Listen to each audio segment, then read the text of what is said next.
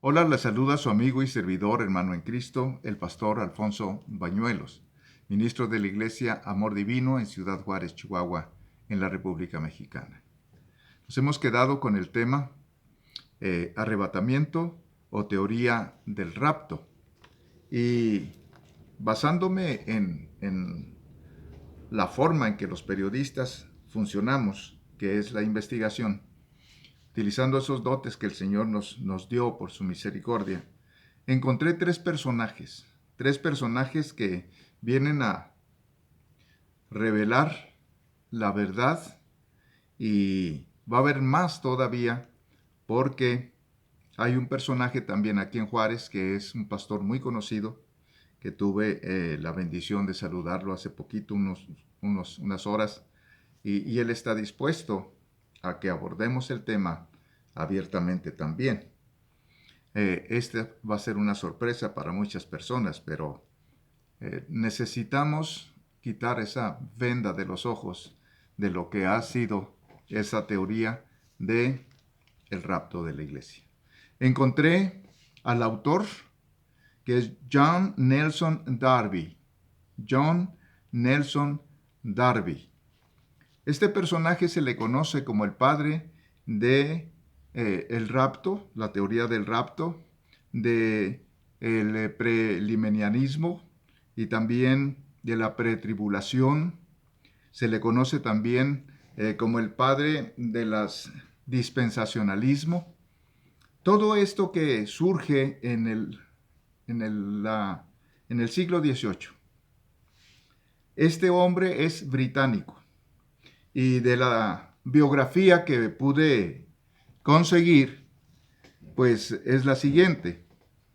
Él nace el 18 de noviembre de 1800 y muere el 29 de abril de 1882. Su nacionalidad, como ya lo dije, fue británica. Su religión, anglicano. El anglicanismo es una rama del catolicismo. Esta surge con las reformas que vinieron en el siglo XVI. La ocupación: sacerdote, teólogo, traductor y escritor. Profesión: abogado. Biografía: saqué solamente lo sobresaliente. Dice: abrazó el cristianismo en la época de estudiante, pero no existen evidencias de que hubiera cursado estudios teológicos dentro del protestantismo. Empezó a ejercer la abogacía, pero chocaba contra sus creencias cristianas y prefirió ordenarse como clérigo anglicano en Irlanda. En 1825 fue ordenado diácono de la iglesia irlandesa y al año siguiente, en 1826, sería sacerdote. Fue cura en la parroquia de Delgany, condado de Wicklow. Se le reconoce su esfuerzo por intentar varias veces de convencer a los campesinos católicos de abandonar el catolicismo y se convirtieran a la iglesia de Irlanda. Era un erudito del idioma latín, pero ahí surge el término raptus. Este fue John Nelson Darby, un sacerdote anglicano británico. Luego, el siguiente que viene a colación en estas fuentes de investigación que pudimos checar es Louis Sperry Chafer. Él nace el 27 de febrero de 1871 y muere el 22 de agosto de 1952. Nacionalidad: estadounidense. Religión: congregacionalista, posteriormente presbiteriana. Su biografía, saqué lo más sobresaliente para no hacerlo tan grande esto. Dice: nace dentro de la iglesia congregacionalista. Su padre fue pastor en ella. Se desarrolló como cantante, evangelista y pastor. Fue ordenado ministro congregacionalista en 1910. 3 años después, en 1913, cambió al presbiterianismo. Escribió el libro Teología Sistemática. Su pastorado fue muy breve, puesto que destacó más como maestro de teología. Y puse aquí una nota. Tomó como bases las teorías de Darby. Muy bien. Y tengo un tercero que usted le puede sonar en sus oídos conocido. Cyrus Ingerson Scofield. Cyrus Ingerson Scofield. Él nació el 19 de agosto de 1843 y murió el 24 de julio de 1921. Nacionalidad estadounidense. Ocupación: ministro ordenado congregacionalista en el año de 1883. Aceptó el pastorado de una pequeña misión que fue fundada por dicha denominación, que se convierte años después en la primera iglesia congregacional en Dallas, Texas, llamada actualmente Scofield Memorial Church. Renunció a su pastorado en 1895 como autor del folleto Dividiendo correctamente la palabra de verdad. En 1888, Scofield se convirtió en gran líder del dispensacionalismo premileniarista y precursor del fundamentalismo cristiano, el futurismo, en el siglo XX. Publicó la Biblia de referencia Scofield, que lleva su apellido, con apoyo en la Biblia Reina Valera 1909. Dicha Biblia evangélica se imprimió con las anotaciones explicativas sujetas a la comprensión del sistema de interpretación del autor.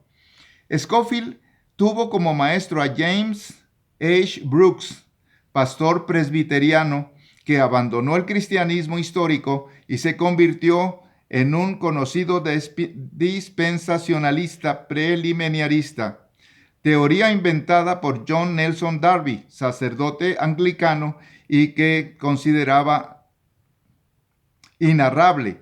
Su compañero y amigo Louis Sperry Chafer, también presbiteriano. Entonces este es el resumen a lo que encontré. Se lo leo. El autor de la falsa doctrina del rapto fue un sacerdote de la división que se hizo del catolicismo, un anglicano. Su nombre es John Nelson Darby, británico. Esta falsa doctrina se retoma por el pastor congregacionalista, luego presbiteriano, Louis Sperry Chafer. Y por último, Cyrus Ingerson Scofield, pastor congregacionalista y compañero y amigo de Louis Sperry Chafer, dice, fue un conocido por esta teoría del rapto que él elaboró en la Biblia Scofield usando la Biblia Reina Valera 1909. Pero también hay otra persona que pude encontrar en su biografía, es John Waite Pentecost. Él nació el 24 de abril de 1915 y murió el 28 de abril del 2014. Nacionalidad estadounidense. Educación, Seminario Teológico de Dallas. Profesión, periodista, teólogo y pastor.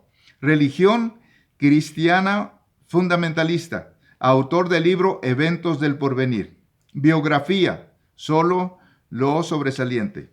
Profesor distinguido de la exposición bíblica y profesor emérito del Seminario Teológico de Dallas, ministro ordenado en Cambridge Springs, Pensilvania, por la denominación presbiteriana en 1941.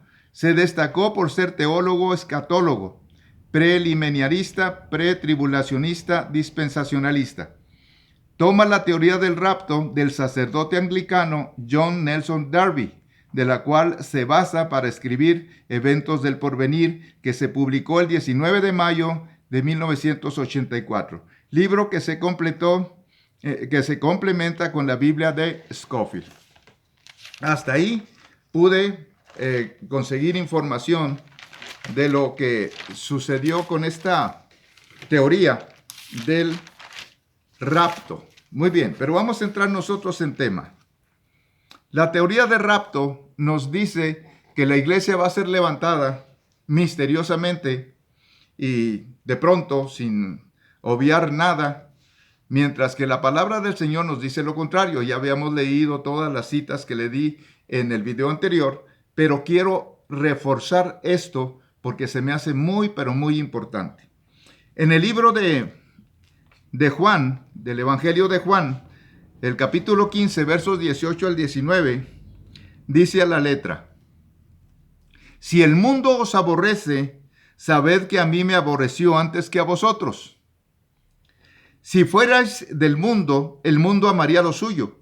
Pero porque no sois del mundo, antes yo os elegí del mundo, por eso el mundo os aborrece. El Señor profetizó, no fue un apóstol, no fue un profeta, fue Dios el que dijo: los van a aborrecer tremendamente, porque la verdad viene siempre a derribar todos los argumentos falsos. Definitivo. Ese es uno de los efectos que tiene la palabra de nuestro Dios. Cuando usted la empieza a escudriñar con un corazón contrito y humillado, con un corazón humilde delante del Señor, y le pide al Espíritu Santo, el autor de la palabra, que se la muestre, se la muestra. Y cuando se la muestra, le va a decir lo mismo que el Señor en su momento le dijo a sus discípulos. Esta es una tremenda revelación en el verso 18. Si el mundo os aborrece, sabed que a mí me ha aborrecido antes que a vosotros. Es decir, aquí hay un camino por donde debe ir el cristiano. Un camino establecido por el Señor. En otra parte, dice el Señor, el que quiera venir en pos de mí, niéguese a sí mismo, tome su cruz y sígame. La cruz es símbolo de cadalso, es símbolo de calvario, es símbolo de sufrimiento. No fue poco lo que pagó el Señor en la cruz del Calvario por salvar a las almas, entre las cuales están ustedes y está este servidor, el último que tiene el Señor aquí en la tierra.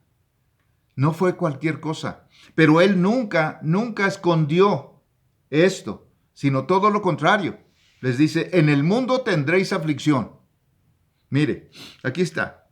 Si el mundo os aborrece, sabed que a mí me ha aborrecido antes que a vosotros. Si fuerais del mundo, el mundo amaría lo suyo.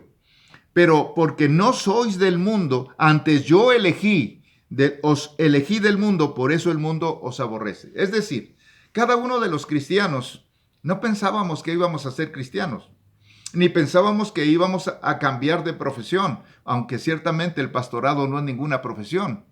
Es un llamado directamente de nuestro Dios al corazón de aquella persona, quizás como el último, el más incapaz. Pero el Señor nos llama. Y cuando el Señor nos llama, nos damos cuenta que la elección es soberana, viene directamente del mismo Señor y Dios. Y nos dice: van a tener aflicción, los van a aborrecer por causa de mí. A mí me aborrecieron antes. Muy bien, ahí mismo en Juan 15, pero del 20 al 23, aquí lo tengo, dice aquí: acordaos de la palabra que yo os he dicho, el siervo no es mayor que su señor. Acordaos de las palabras que yo os he dicho, el siervo no es mayor que su señor. Si me han perseguido, también a vosotros os perseguirán. Si han guardado mi palabra, también guardarán la vuestra.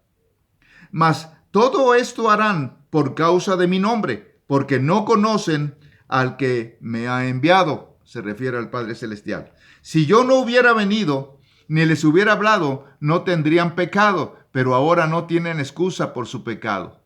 El que me aborrece a mí, también a mi Padre aborrece. Muy bien. Nuevamente el Señor nos está haciendo una comparación. El siervo no es mayor que su señor. No le puede ir al siervo mejor que como le va a su señor. Esta es una ilustración literaria que nos pone a reflexionar verdaderamente. El siervo, el esclavo, el mesero, la doméstica, no es más que aquella persona que la contrató. Y si aquella persona que la contrató pasa por problemas económicos, pues lógico que la criada, la doméstica, la persona que ayuda en la casa también los va a padecer. ¿Por qué? Porque la criada no es más que la señora que la contrató. Estoy haciendo esta ilustración para definir más lo que el Señor nos está diciendo en su palabra. El siervo no es más que su Señor. Y luego sigue diciendo también nuestro Dios: si a mí me han perseguido, ¿qué pasa? ¿Qué sucede si una persona que tiene dinero y le empiezan a perseguir para asaltarla, para secuestrarla? Por lo regular hacen las maletas y le ayudan los criados. Y quizás una o dos personas le acompañan en el viaje de huida. Si a mí me han perseguido, asegura el Rey de Reyes y Señor de Señores, a vosotros también los van a perseguir. Toda esta teoría del rapto cae estrepitosamente, se hace garras en el piso. Porque lo que se enseña es que no hay ningún problema. Ningún problema. No. Usted brinque y salte, no hay problema. Sí hay problema y se va a poner más fuerte el problema. Porque el Señor ya lo dijo, no podemos decirle al Señor: Señor, me engañaste. Quien le engañó son sus líderes. Eso sí, ellos le engañaron, porque la palabra está escrita. Y todos los cristianos desde entonces entendían que el seguirlo a Él era tomar una cruz y seguirle, no enfrente porque es arrogancia, no a un lado porque es competencia, sino atrás porque es humildad y aprendizaje. Tome su cruz, iglesia, tómela. Y agradézcale al Señor que está en el libro de la vida. Por eso tiene usted que brincar y saltar. Porque no le debe nada al Padre, nada, no se debe nada. Todo fue pagado por esa sangre preciosa que se derramó en la cruz. Siguiendo con esta tónica, me encontré otro ejemplo obligado, que es Mateo 10, si me permiten. Aquí está, Mateo 10, 23 al 25. Mire, fíjese lo que dice el Señor, está hablando del último tiempo. Cuando os persigan en esta ciudad, huid a la otra. Porque de cierto os digo que no acabaréis de recorrer todas las ciudades de Israel antes que venga el Hijo del Hombre. Antes de que venga el Hijo del Hombre, Israel va a estar huyendo. Y eso no se lo dice en un libro hebreo para que les llegue a los israelitas. Se lo dice en el Nuevo Testamento, los israelitas no lo tienen. Pero ahora entendemos por Efesios 11 que Israel y la iglesia son un solo pueblo. Y aquí está, si esto se lo dice a Israel, póngase el saco.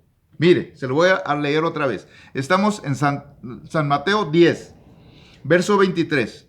Hasta el 25 vamos a leer. Cuando os persigan en esta ciudad, huid a la otra.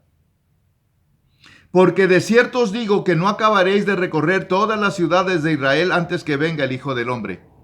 El Hijo del Hombre es Jesucristo y se fue cuando resucitó después de 50 días.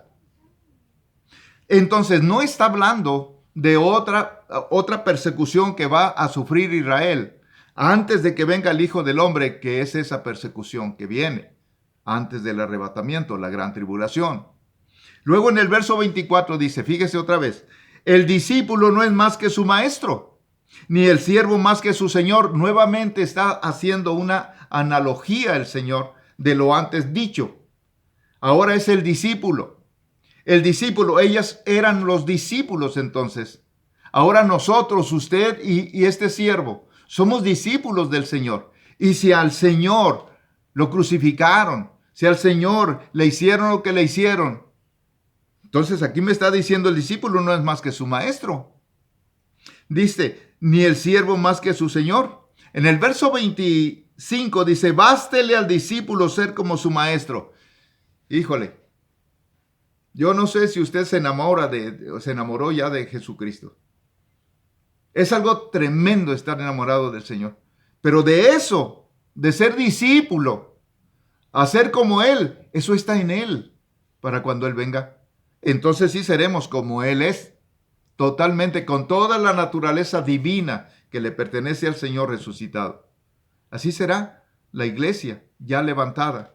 Pero por lo pronto, el discípulo sigue siendo discípulo, y así como le va al maestro, le va al discípulo, así como se va al Señor, le va al siervo también. Esto está en la Biblia y no la estoy entresacando para ponerlo, para que diga, el hermano entresaca como decía uno de los maestros, decía, ustedes toman un texto y lo sacan del contexto para tener un buen pretexto. Eso se lo oía a un maestro. No saquen ustedes un texto del contexto para tener un buen pretexto. No, yo no estoy sacando estos textos del contexto para tener un buen pretexto. Aquí en Mateo 10 está hablando del último tiempo. Estúdielo, se lo dejo de tarea. Luego podemos observar entonces el Señor que dice, bástele al siervo ser como el Señor y al discípulo ser como el maestro. Nosotros vamos a ser exactamente como el Señor y como el maestro cuando Él venga. Y eso en su naturaleza, no en su divinidad. Allí no. A ese punto, no. Mi respeto totalmente y mi devoción a Jesucristo. Bien, pero entonces vamos a entrar en lo que nos quedamos del arrebatamiento. Porque hay el cuándo y hay el cómo. Y la iglesia lo confunde. Hay el cuándo y hay el cómo. Porque sí nos dice el Señor qué tanto va a suceder, cuándo va a venir y cómo va a ser. Muy bien. Entonces nos vamos nuevamente a Mateo 24, que lo tenemos aquí. Mateo 24, aquí lo tengo. Perfecto. Vamos a leer el verso 21, aquí lo puse. Y dice, porque habrá entonces gran tribulación, cual no la ha habido desde el principio del mundo hasta ahora, ni la habrá. Porque habrá entonces gran tribulación, cual no la ha habido desde el principio del mundo hasta ahora, ni la habrá. Es decir, esta tribulación que viene es atípica, no existe, ni existirá posteriormente. Es algo fuera de lo común. En el verso 22 dice, y si aquellos días no fueran acortados, perdón, nadie sería salvo, mas por causa de los escogidos, aquellos días serán acortados. Eso ya lo había explicado en el video anterior, pero sale a colación, porque nos pasamos al 29 y vamos a leer hasta el 36. Y dice así la bendita palabra de nuestro Dios. E inmediatamente después de la tribulación de aquellos días, es el mismo capítulo, Aquí está hablando de una gran tribulación y el Señor vuelve a retomar el punto. E inmediatamente después de la tribulación de aquellos días, el sol se oscurecerá y la luna no dará su resplandor y las estrellas caerán del cielo y las potencias de los cielos serán conmovidas. Entonces aparecerá la señal del Hijo del Hombre en el cielo. Entonces lamentarán todas las tribus de la tierra. Y verán al Hijo del Hombre viniendo sobre las nubes del cielo con poder y gran gloria. Aquí está viniendo el Señor a las nubes. Él mismo lo dice, a las nubes. No dice bajó a la tierra, dice a las nubes. Y luego dice, en el verso 31, esto es para temblar si es que no entiende la gente. Escuche lo que dice. Y enviará a sus ángeles con gran voz de trompeta. Con gran voz de trompeta enviará a sus ángeles.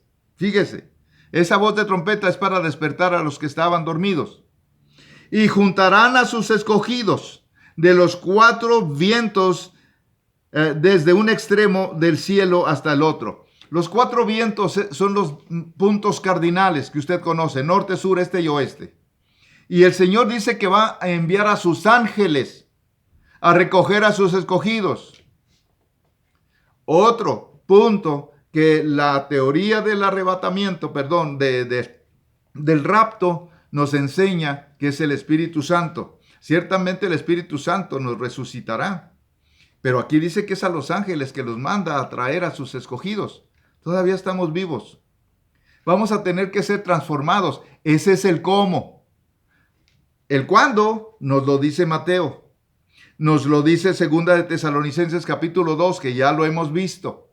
Pero también el cómo, eso nos lo dice la doctrina apostólica paulina, que está en 1 Tesalonicenses, si me permite. 1 Corintios, disculpe. 1 Corintios, aquí lo tengo. 1 Corintios capítulo 15. Y dice a la letra del verso 51, he aquí os digo un misterio, no todos dormiremos, pero todos seremos transformados. En un momento, en un abrir y cerrar de ojos a la final trompeta, porque se tocará la trompeta. ¿Se acuerda que decía en Mateo 24 que con el toque de la trompeta los ángeles van a levantar a su iglesia? No estoy sacando uno de aquí y otro de acá. Hay una similitud, hay un paralelismo entre ese pasaje y este otro. Sin embargo, uno lo está diciendo nuestro Señor y Dios Jesucristo, otro nuestro querido hermano, el apóstol Pablo, por el mismo Espíritu. Dice, he aquí os digo un misterio, no todos dormiremos, pero todos seremos transformados. En un momento, en un abrir y cerrar de ojos, a la final trompeta, porque se tocará la trompeta y los muertos se resucitarán primero y nosotros seremos transformados. Muy bien, porque es necesario que esto corruptible se vista de incorrupción y esto mortal se vista de inmortalidad. Y cuando esto corruptible, perdón, se haya vestido de incorrupción y esto mortal se haya vestido de inmortalidad, entonces, otra vez el adverbio, se cumplirá la palabra que está escrita. Sorbida es la muerte en victoria. ¿Dónde está, oh muerte, tu aguijón? ¿Dónde, oh sepulcro, tu victoria? Ya que el aguijón de la muerte es el pecado y el poder del pecado la ley. Mas gracias sean dadas a Dios, que nos da la victoria por medio de nuestro Señor Jesucristo. Así que, hermanos míos amados, estad firmes y constantes, creciendo en la obra del Señor siempre, sabiendo que vuestro trabajo en el Señor no es en vano. El cuándo y el cómo.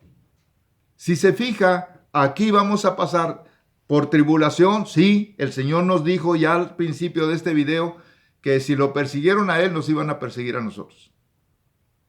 Si no quieren decir amén, no lo digan, pero acéptenlo. Y prepárese, porque verdaderamente el 24, no es cierto, el 14 de mayo de este año 2020, se van a juntar muchos grandes personajes del mundo en el Vaticano. Y ahí se va a implementar el Sistema Mundial de Educación. Sistema Mundial de Educación. Los primeros pasitos como del bebé cuando empieza a caminar, pero del NOM, del nuevo orden mundial. Los está convocando el Papa de Roma. 14 de mayo del 2020. Anótelo, yo no lo estoy profetizando, el mismo Papa lo dijo. Y yo creo que muchos de ustedes ya lo vieron en el YouTube. Ahí está. Son los primeros pasos.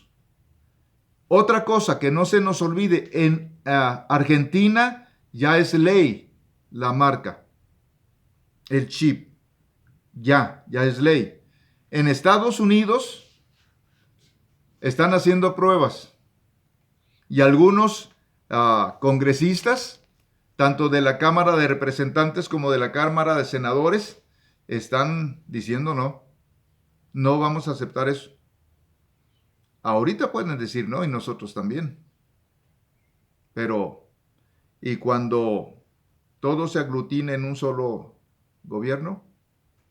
¿Qué instrumento tocan en esta orquesta los congresos? Cuando es un congreso mundial. Es como un congreso estatal aquí en México.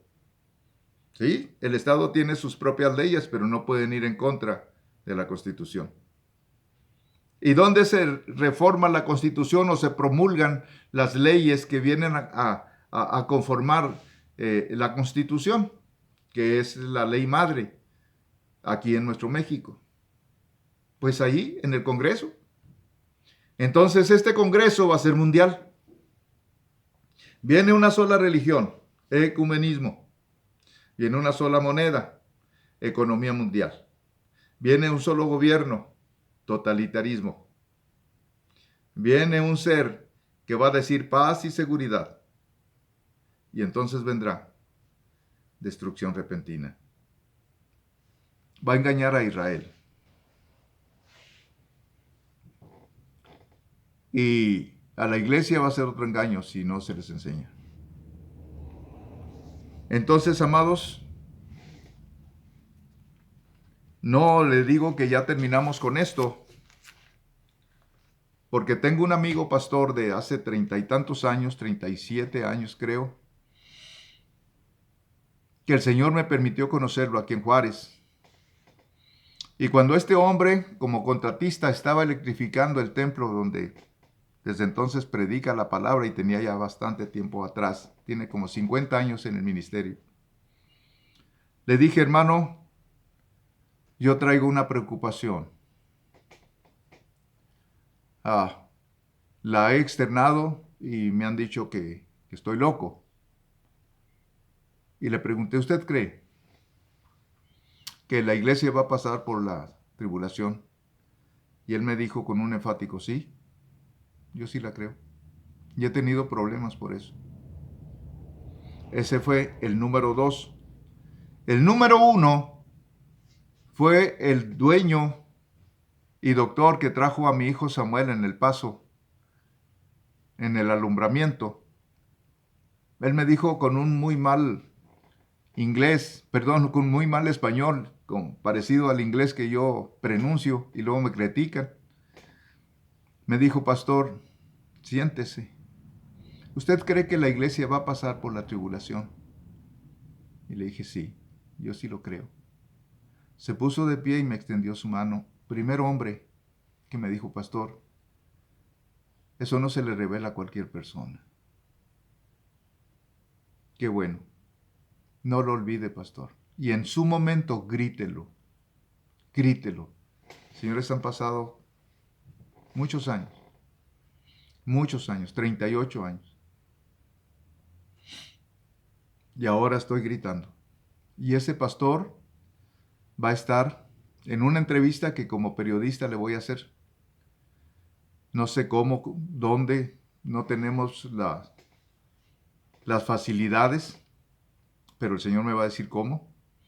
Pero en el próximo programa va a estar el pastor dando su cara, no importando lo que suceda, así me lo dijo. No me interesa ya lo que suceda. Con nada de lo que me enreda, con nada de lo que me presiona, con nada de lo que el hombre ha hecho. Tenemos que gritar, hermano Bañuelos, que la iglesia ha estado engañada.